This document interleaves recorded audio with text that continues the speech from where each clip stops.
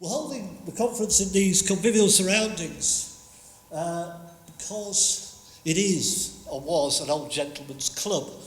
There are no parallel streams during this session, during this conference, just single sessions for researchers and methodologists providing, we hope, pithy, persuasive and provocative insight. The club, as you'll see, the club offers opportunities to lounge in the sumptuous armchairs outside. And if you wish, take a wander into Leeds, find the Snickleways, the Giddles, the pubs, the cafes. We've left long periods of time between sessions, we hope, to allow for discussion and debate.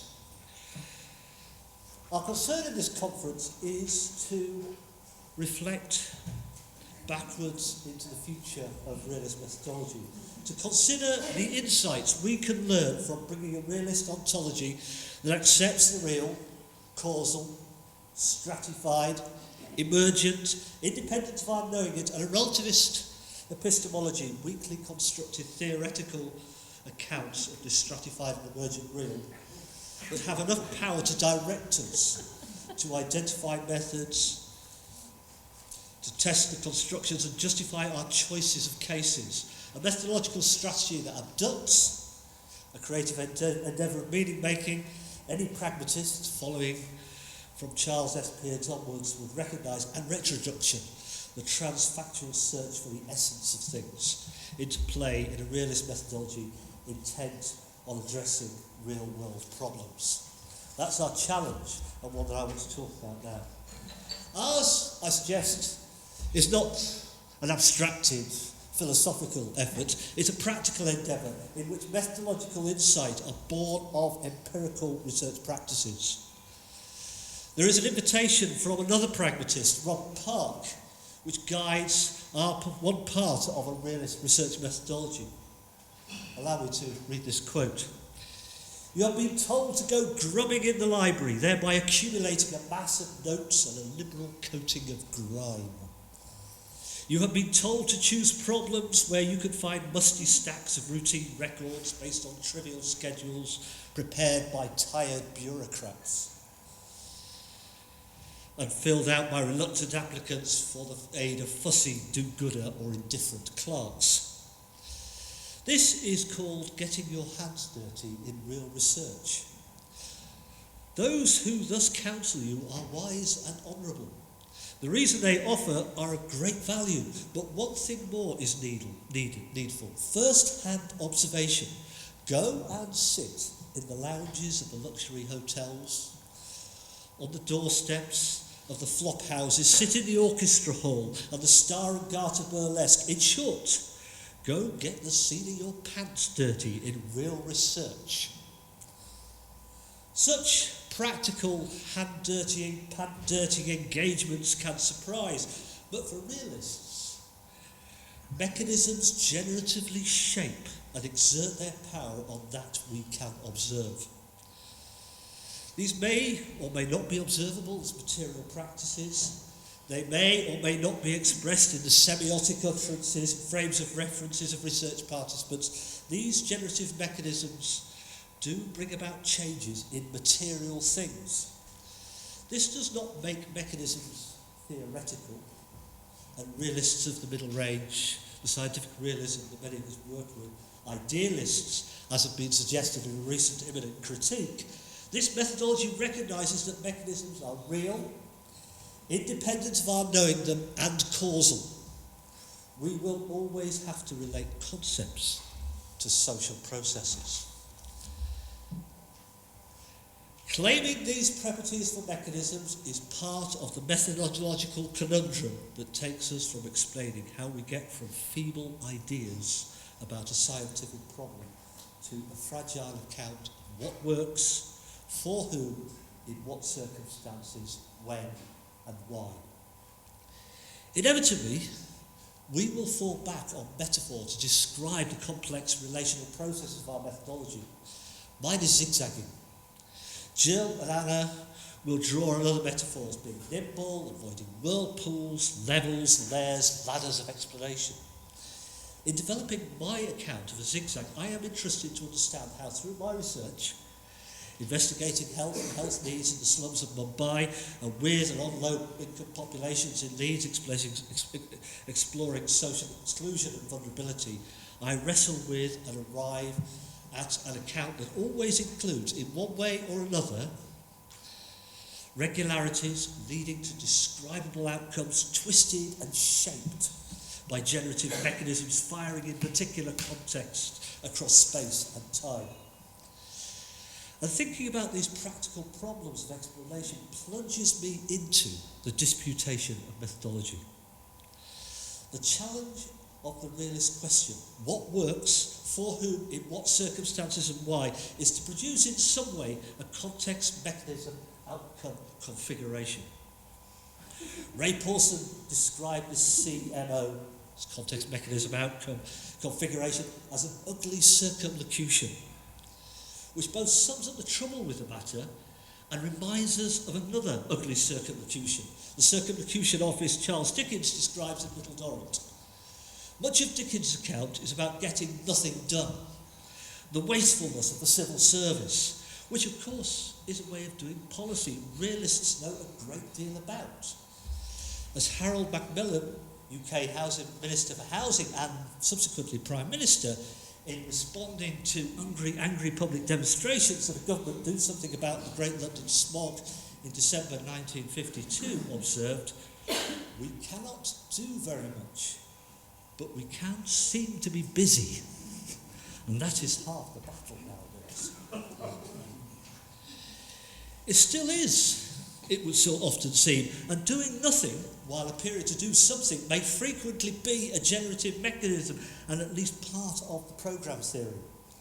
These invisible or disguised generative mechanisms are a challenge for realist explanation.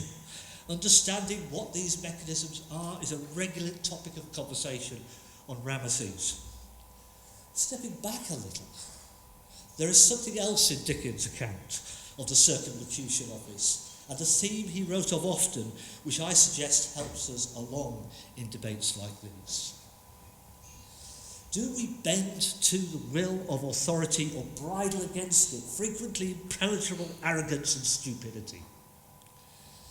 For Dickens, talking about the circumlocution office, such a nursery of statesmen had the department become in virtue of a long career of this nature, that several solemn lords had attained their reputation of being quite unearthly prodigies of business, solely from having practised how not to do it, as the head of the circumlocution office.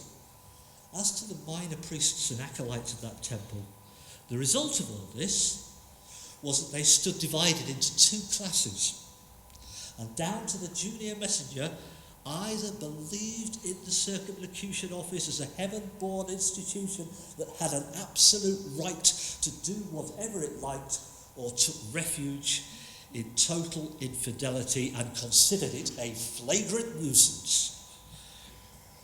Realists are, of course, infidels. Our methodology is a flagrant nuisance. The last thing we would ever dream of doing is imposing a method, a tool, a trope, because we felt it was absolutely right to answer all realist questions. We are encouraged to be disputatious, adopting Popper's stance that knowledge is facilitated through criticism, Donald T. Campbell's disputatious community of scholars, whose intellectual debates help our research, evaluation and methodology to flourish through listening to each other's arguments and counter-arguments.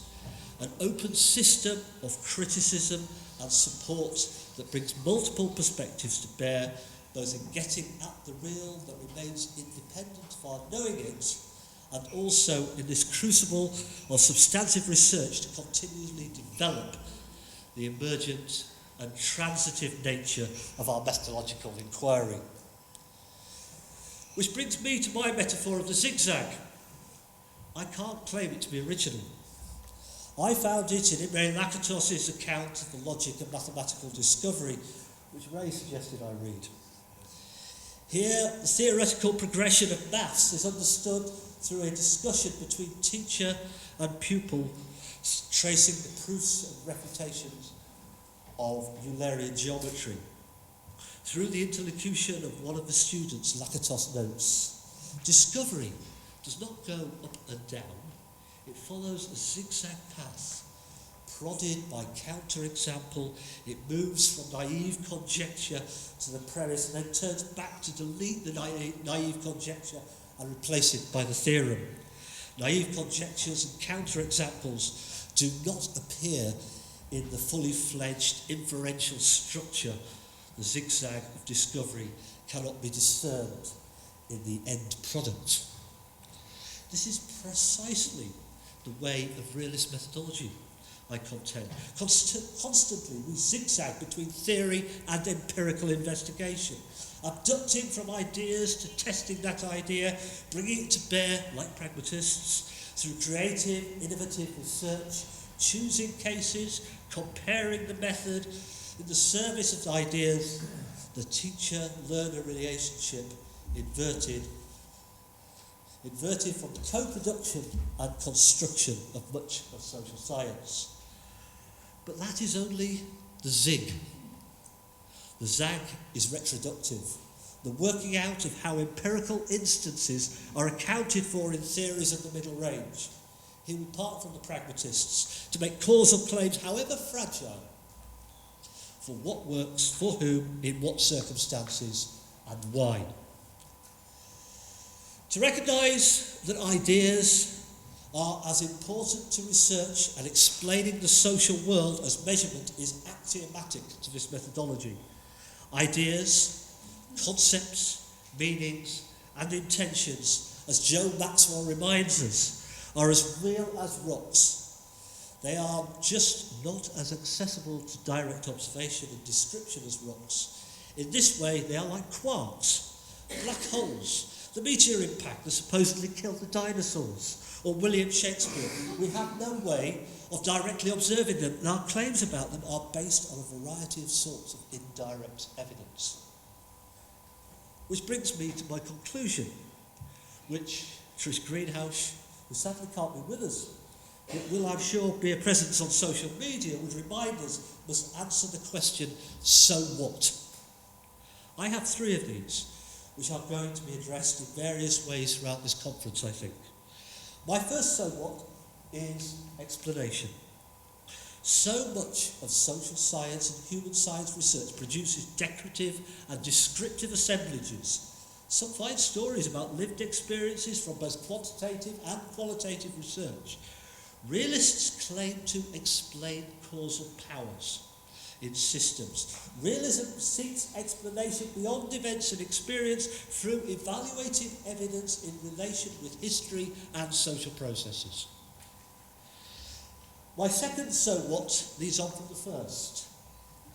Our methods wrestle with and address complexity, causality, and claim. We ask what works for whom, in what circumstances and why. Now, one way to take this question is into a fractured account of social phenomena. Realist methodology avoids disappearing down this relativist wormhole through comparison. We mobilise comparative cases that are linked together by theory, or put less grandly, ideas. Realism is a methodology of casing, working out what it is this a case of in an open social system. With an aim of producing such complex causal explanation, there is no heaven-born, institutionally ratified, kite-marked toolbox to dip into for the right replicable method to tell us what works. And linked to this protocol-bound science in interesting ways, the claim for validity of co-produced description, however participatory, will never be enough. My third so what is to emphasise that we are and should be proud of being the infidels of science, promoting our flagrant nuisance of a methodology at every turn. What flows from these observations is that necessarily our approach to working out our methodology is disputation. It gives me great pleasure to welcome you to this conference, organised specifically, we hope, to encourage this debate and advance the state of art of realist methodologies. I've sought to lay down gauntlet. Now, I rather hope Jill Westthorpe, my colleague, Alan Manzano, will pick it up. Indeed, I know they will, and progress our disputation for Jill with a consideration of scale in realist research. Thank you very much.